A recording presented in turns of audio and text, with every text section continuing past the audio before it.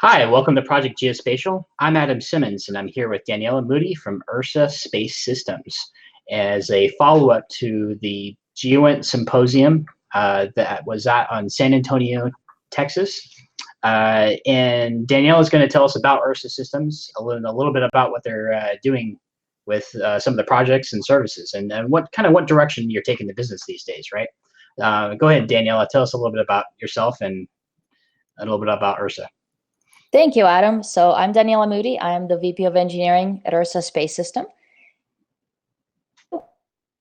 Bring analytic synthetic aperture radar SAR data to the market. And that was part of the reason we attended GeoInt. There is a number of evolving applications across the commercial and government space that are greatly benefiting from the application of SAR data.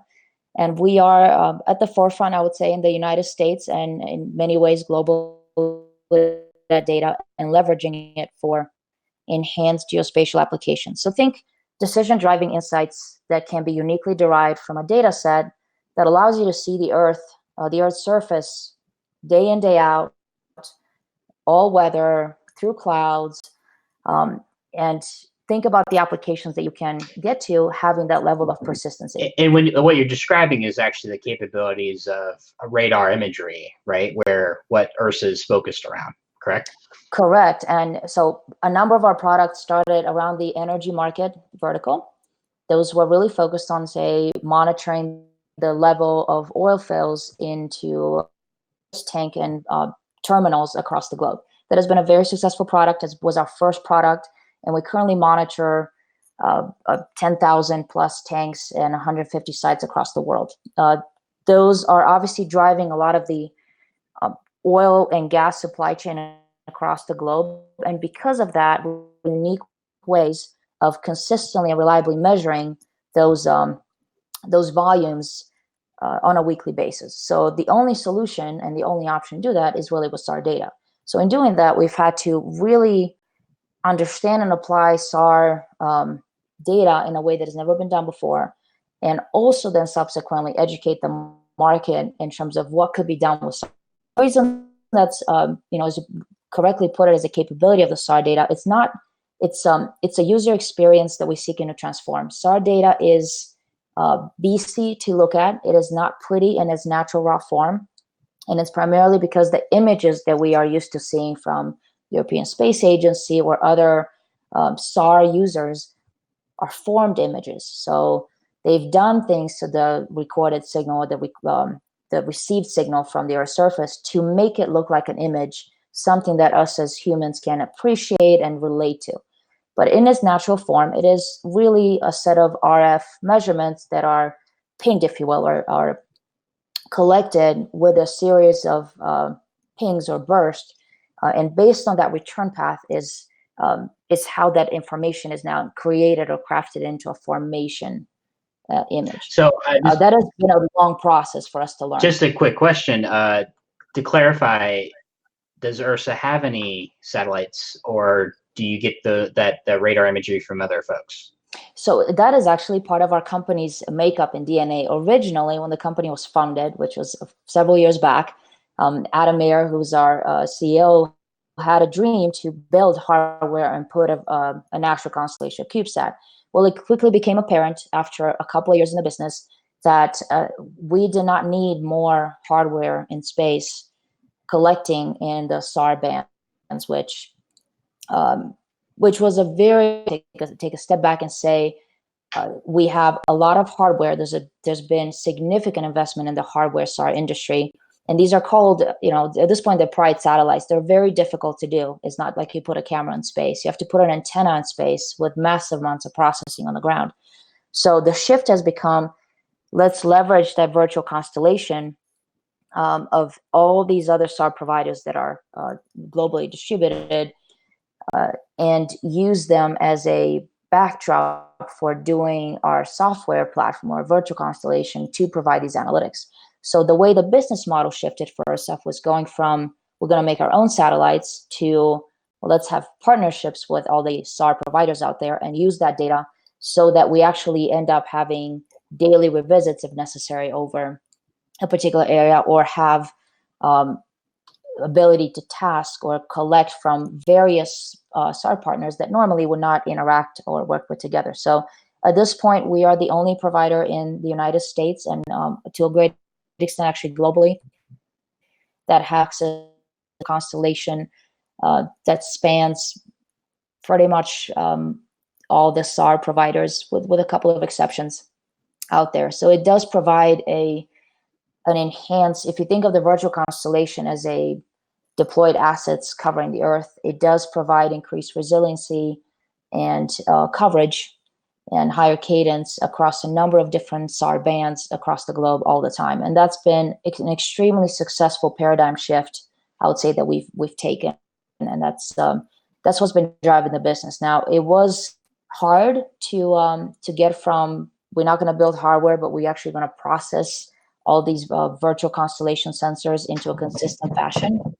And that's been part of the URSA investment, is to actually get to common analytics that are actually derived from very disparate sources of data to some extent, but that all have something in common, and that they're X-band, for example, collections of SAR data. So back at the GeoInt Symposium, what was the latest and greatest stuff that you were showing there? So if it'd be okay, I would love to share my screen. Yeah, go for it. Just go ahead and share it. Let me know when you're ready. And show some of these awesome videos that my team was working on. So some of the things we were talking about, actually, you said to wait till... Yeah, go ahead. We ready for? Yeah, we're ready. Go for it. So at GeoInt, what we were discussing is our new product, if you will, or offering to the geospatial intelligence market, which was the URSA. So this is an interactive and dynamic 4D model of the planet. We have a number of key insights that we can derive from SAR data, things like dynamic motion compensation, tracking moving objects, and like I said, this persistent view into everything we do. So those are some of the things we're discussing at GeoInt. And then part of our commercial offering was the Energy Analytics Suite, which I think we can all agree has significant implications to national security or the energy security nexus. And part of those offerings were things like global oil storage, which I mentioned, and newer developments into overall supply chain monitoring for oil and gas infrastructure construction and so forth. The one unique piece that we showed at GeoInt was really, and I'd like to talk about this video a little bit, was how we were able to transform the user experience with SAR. So what you've seen is a change from an EO base map to a SAR draped 3D rendering. The key pieces with SAR data is this is a complex data stream, is technically 4-dimensional if you add the time component to it. And our ability to process, visualize, and extract information from 3D SAR data is, I think, what makes us unique in that sense. Hold on. So are you extracting, are you actually creating the 3D models from SAR? So this is actual SAR data. What you see in that grainy looking pixel data. What you see as SAR, clearly model tanks are, those are model tanks that we put on top to highlight where things are and compare or drape, if you will, the SAR imagery over the 3D model. These are actually some of the partnerships we're exploring now with some of the 3D model companies out there, companies like Rikon and others. But yeah, we are creating some of the 3D models for the objects, not for the surface. This is an example of our customers go through the data portal. But really, if we go to the if we go back to the 3-dimensional views, the some of the really key things to these example videos. So this is, think of it this way: nobody really prefers looking at the grainy imagery of SAR data. This is a work that we did with Rikon, and it was part of a work we started for National Geographic. They were having a big expedition going into Everest to map the Kumbu ice falls. This was as everybody's familiar with that area, it's been a tragic place for many, many climbers' deaths. And a lot of the theories that the ice fall and the glacier is changing significantly due to the climate change and the temperature changes in the region. So part of what we wanted to show here is a change detection that's actually done in almost real time. And what you see towards the end of the glacier are those red fled or blue new changes, places where the glacier is moving. And we can track things like disparate velocities in the glacier and outside the glacier. But this is just one example of seeing SAR as it natively is in 3 dimensions. So this was a partnership we announced that Geo went with Rikon to use their 3-dimensional models and drape or show near real-time renderings of SAR acquisitions over the same model. So think here possible model updates, or just a way to showcase some of the changes in a way that's more appreciated, I would say, by an analyst. So what you saw there was again another 3D model with SAR draping over Panyang. And this is an example in a maritime environment where we monitor, for example, the port of Zushan to look at. We have a number of. We can also do these 3D models of changes on a weekly, monthly basis if needed. And what you see are changes in ports or perhaps docking areas for the ships and so forth. So this is these are just some of the visuals that we have found extremely useful to share with customers, especially folks that don't know enough about SAR data, because it brings it into that geospatial context that we all prefer. And it does drive the customer trust in our insights much higher when they actually see and can for themselves verify the change that we're measuring and how. What we're finding in our regular is most customers do not really want to see, for example, the exact measurement or where we assess the oil fill in a particular oil storage tank to be. They just want the rolled up numbers, and they want those to be extremely accurate. So part of what we've had to do is improve our entire processing workflow from understanding the formed image, understanding the complex data, measuring every site, every location, whether it is for well monitoring activity or an oil storage fill, and then start providing those roll-up aggregates consistently with a particular cadence, whether it's daily or weekly monitoring. Can you give an example? Can you give an example of what type of the measurements that you take? Can you give an example of what type of question you're answering for your customer? So, for example, for the oil. For our customers, for example, they have, and these are, I'm happy to show the screen if necessary, but just in a nutshell, some of the things that they are interested in are oil storage, draws or builds or directionality, if you would, of change on a weekly basis in particular paths. So that's in Cushing, for example. Cushing, Oklahoma is one of the main areas that is of interest to a number of traders, a number of hedge fund traders, commodity movers, and so forth. So it is known that we have one of our investors. They are the ones that are also very interested, for example, in keeping track of these numbers on a regular basis. So the numbers that they might want is a Cushing number, for example, on a weekly basis. Now, one of our advantages is because we can test the SAR data and make the measurements, we have automated code right now that one of these tanks to measure the exact level of the oil compared to last week's and get that final API number, if you will. Cushing this week is posting a draw or a build of X 1,000 barrels or million barrels. And the advantage that we have there is that we are able to provide this measurement ahead of the AI measurement that comes out. That's sort of everybody understands it's not perfect. There are a lot of caveats in the AI measurements, but it is the benchmark number that any company dealing with oil storage wants to know and see how you can. So what kind of time frame you're looking at? The type of insight customers want. Yeah. So what kind of time frame you're looking at from arrival of the imagery to processing and delivery of the answers to your customers? Minutes to hours. And the only reason I'm saying hours, so for the algorithm itself, it's that's part is extremely fast. What we also have at URSA are, I would say, really rigorous steps where we have our own trained energy, oil, and SAR analysts going through the results, especially if there's a concern or a change in trend that needs to be explored a little bit more and double checked.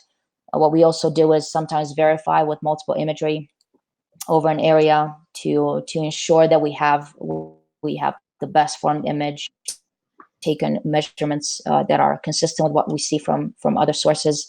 But generally, it's a rapid process, and then what happens is there is an automated API feed that goes out, posting our build or draw for the week, and that right now happens on a Monday, and that is ahead of the EIA formal API and other posted draws or builds.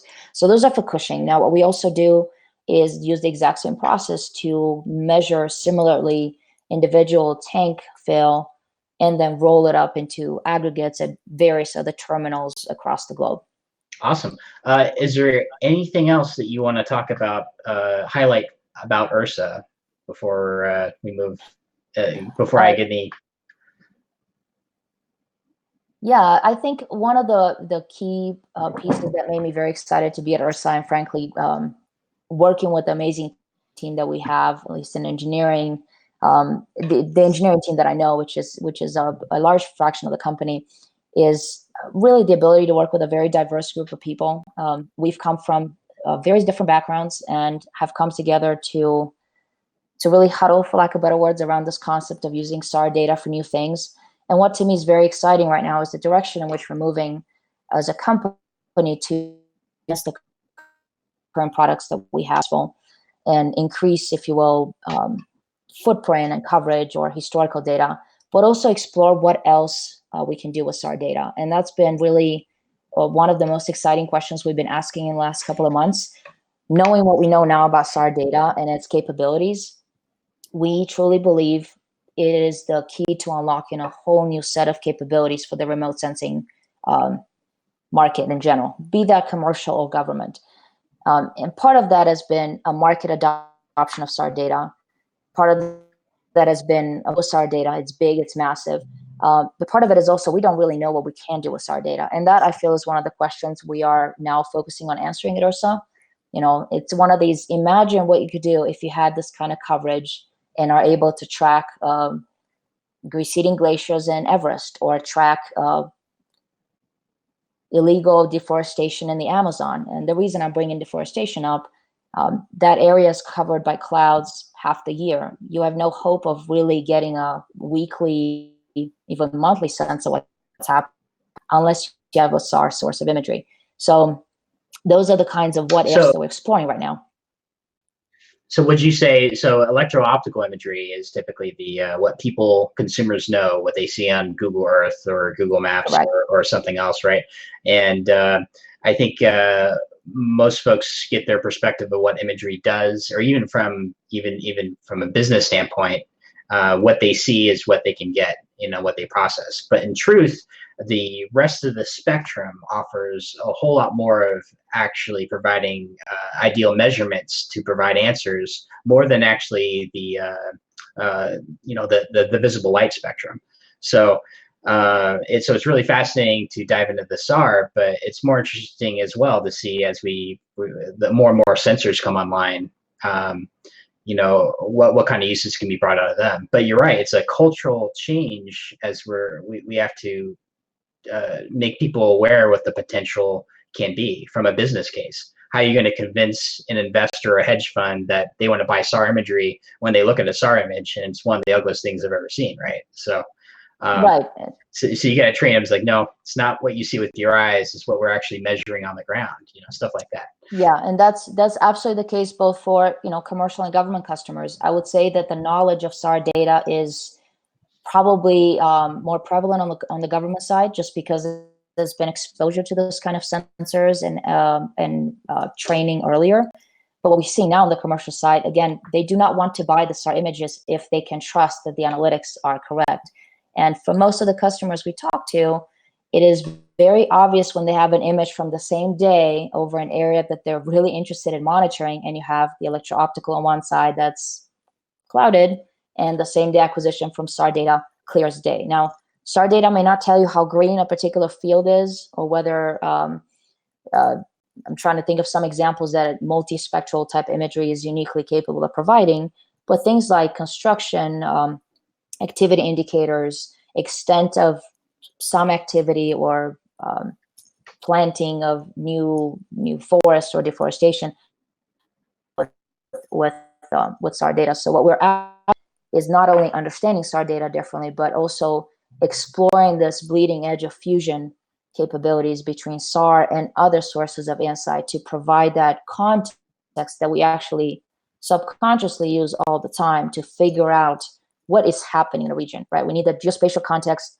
We possibly need electro-optical imagery that may not be dynamic or current, but just to give us an idea where we're looking. We may need elevation data, we may need slope data, and finally, we may need these timely high-frequency SAR sensors to tell us what is changing, but at least we can put the change into a context that makes sense to us, and it's easier to say, the decision should be this. And it's that decision that our customers want to buy. It's not the raw SAR data, it's the qualified, accurate decision that they can trust that would empower their business, whichever that business may be.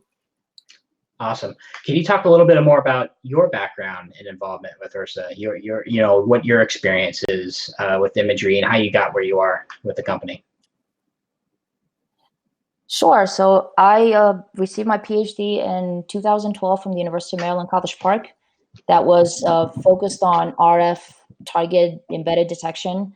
It was a fascinating thesis to me because it really involved taking some of the emerging concepts in artificial intelligence and machine learning and applying them to a very unique type of data, I would say, which is on-orbit RF sensing.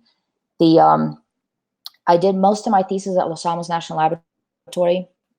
Actually, all my thesis work, and I continue working at LANL for almost 9 years after getting my thesis.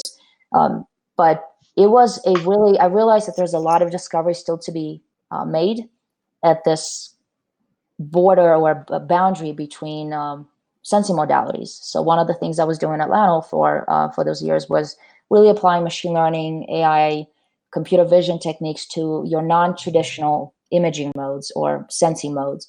I spent a lot of time on RF. That's been my passion. Extended some of those concepts to multispectral imagery, generative changes in the Arctic. I found that very fascinating. And it was that which led me then to go to first Descartes Labs, which is another startup. And then after a 3-year stint at Descartes Labs, I moved on to URSA, again, to come back to my first love, which was RF imagery. Now, I have started URSA as director of machine learning, and that was fabulous. We had a small team, and we were having fun. And then I transitioned into the VP of engineering. Now the team is larger. It's much more diverse, both spatially, skill-wise, experience-wise, as well as thought process-wise. And I find that to be one of the hugest assets, I would say, of working at URSA, the diversity in thinking ways and the flow that we can achieve as a team when we set our mind to create a new product. So with that come challenges as well. We are distributed. Half the team is remote. So we have to really embrace video conferencing and have this appreciation that sometimes things are not conveyed virtually. But I would say we overcome that rather well. And then we frequently have we've had to adopt a number of processes internally to make us as effective and productive as we are. But that's been a bit of my background. So I'm now really excited about growing my team and developing the team that we have into being the best they can be and creating many, many cool things for URSA. We still stay technically at the bleeding edge of our expertise, trying to get out to get exposure, present where we can, and stay active and retain that high degree of expertise in our core areas. No, that's great. So it's amazing how far you've come in your career, and you've obviously stayed to what you're passionate about.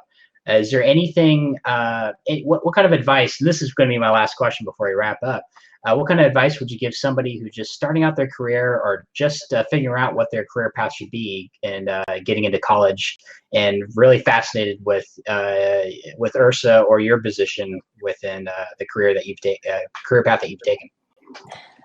Actually, that is a great question, and the thing that comes to mind is the actual words I learned from my one of my PhD advisors. His name is Dr. Steve Mrabi. He's also at he's at National Geographic right now, but he told me two things, and this was early in my thesis. One was find something you love doing, and then you don't have to work a day in your life. So I found that extremely insightful. And part two was more of his realistic approach to life, which was don't get to save the world as remote sensing and scientists, but we sometimes just get to watch it die, which was a depressing thought. It was during our climate change Arctic monitoring project. But I would say my advice out of that has been really finding something you're passionate about and find a group of, there's always a group of people you can explore and pursue your technical passions with, and folks and environments that will believe in what you're trying to build and empower you to grow that way. I would say, to me, a life that's lived without technical passion is not worth, working. I understand that sometimes everybody has to make choices, but I think it's important to make choices that align your personal goals, your personal likes, and skills with the work environment that you create for yourself. And sometimes hard choices have to be made. That is, if a particular career path takes you in an area that is actually further and further removed from who you want to be and who you wanted to be as you grew up, sometimes it's difficult, but those choices have to be made.